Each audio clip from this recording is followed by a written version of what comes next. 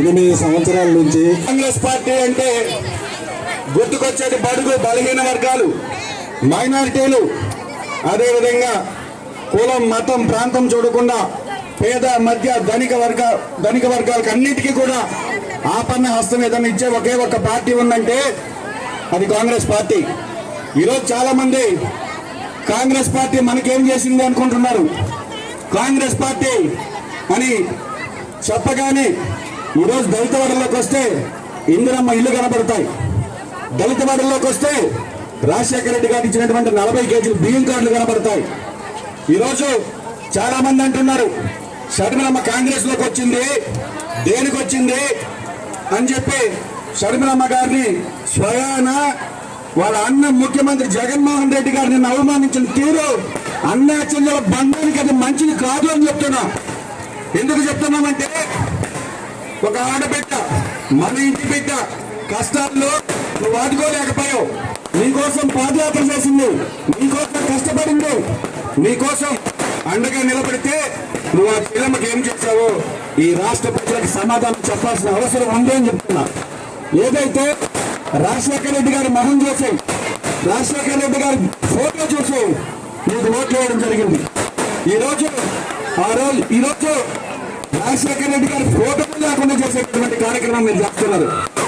రాజశేఖర రెడ్డి గారు ప్రవేశపెట్టినటువంటి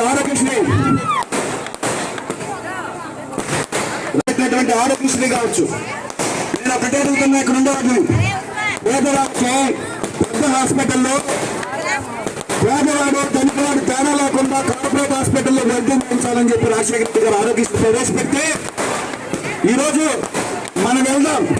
Nellore Apollo hospital Aarogyasri ఉందా? లేదు. అదేవిధంగా బుల్లెట్కి పదం ఆరోగ్యశ్రీ ఉన్నాక లేదు. సమ్మపూర్ హాస్పిటల్ పోతే కార్డు పెట్టుకోకపోతే ఆరోగ్యశ్రీ లేదని చెప్తున్నారు.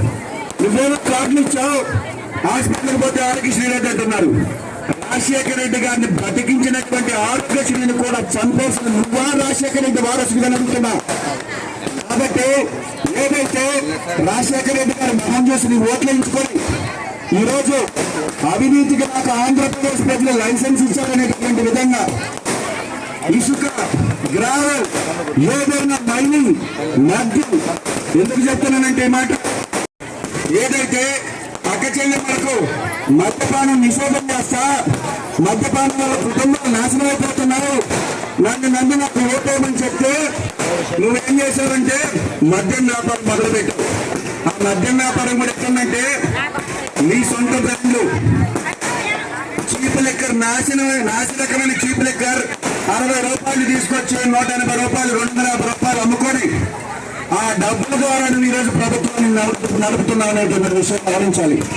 ఈ మాట ఎందుకు చెప్తున్నానంటే ఆ నాసిరకమైనటువంటి మద్యం లివర్లో కిడ్నీలన్నీ చెడిపోతున్నా అక్క చెల్లెమ్మల మెడల్లో మంగళసూత్రాలు తగ్గిపోతున్నా జగనన్న మాత్రం మారి అదే వెంటనే మీకు సుచ్చెత్తే అంటాడు. ఎవరు పెట్టావు? ఎవరి సొమ్ము? ప్రజల సొమ్ము ప్రజలకు ఇచ్చేదానికి మీ పబ్లిసిటీ ఏంటి? ఒక్కసారి గమనించమని చెప్తున్నా. ఈరోజు ఎందుకు చెప్తున్నామంటే కాంగ్రెస్ పార్టీ రాజశేఖర రెడ్డి గారు ముఖ్యమంత్రి ఉండగా మైనారిటీలకు, క్రిస్టియన్, ముస్లిం అన్ని వర్గాలను ఆదుకున్నారు. ఈరోజు ఏదైతే రాజశేఖర రెడ్డి గారు ఇచ్చిపోయినటువంటి 4% రిజర్వేషన్ ముస్లింకి తప్ప నువ్వేం అదనంగా వరగబెట్టావు ఈ ముస్లిం మైనారిటీకి అని అడుగుతున్నా. ఈరోజు దేశంలో కావచ్చు, రాష్ట్రంలో కావచ్చు ఒక నియంత్రణ పరిపాలన కొనసాగుతూ ఉంది. ఎందుకంటే మనకి అంబేద్కర్ గారు రాసినటువంటి రాజ్యాంగం ఏదైతే మనకి హక్కులు కల్పించారో ఆ హక్కుల్ని ఈరోజు కాలు రాసే విధంగా మనకి స్వేచ్ఛ లేదు, ఏమీ లేకుండా ఒక నియంత్రణ పాలన రాష్ట్రంలో దేశంలో కొనసాగుతూ ఉంది. కాబట్టి ఈ ఇద్దరిని గద్దె దించాలంటే ఒకే ఒక మార్గం కాంగ్రెస్ మార్గం. కాబట్టి Please subscribe my channel.